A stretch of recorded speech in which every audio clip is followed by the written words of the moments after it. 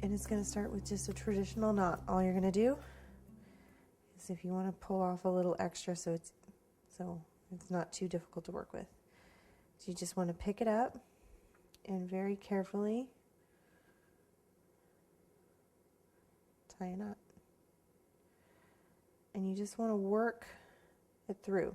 You don't want to pull it too tight yet,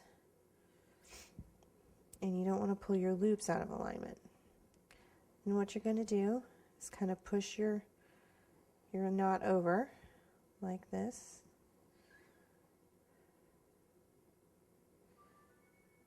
And closed. Then what you can do is bring this underneath your knot like this.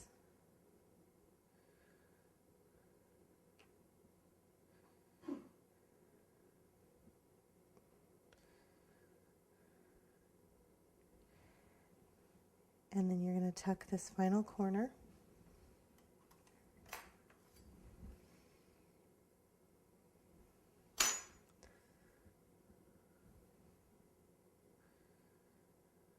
Like so.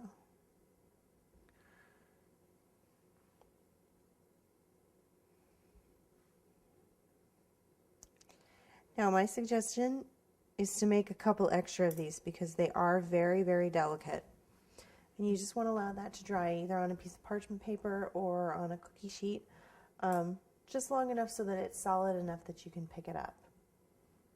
While your frog's dry, what we're going to do is we're going to use our extruder gun to make the borders around the bottoms of your tiers.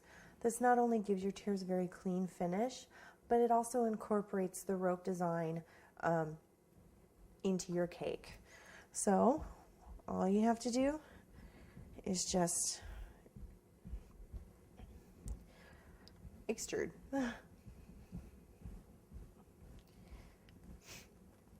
Just take our water and our brush and just go ahead and make a thin line of wet around that bottom part. Now there are going to be 2 layers of piping, so if it doesn't cover everything, don't panic. And I know it's going to look a little strange with the white on there to begin with, but you just have to trust me, because it's not going to stay white.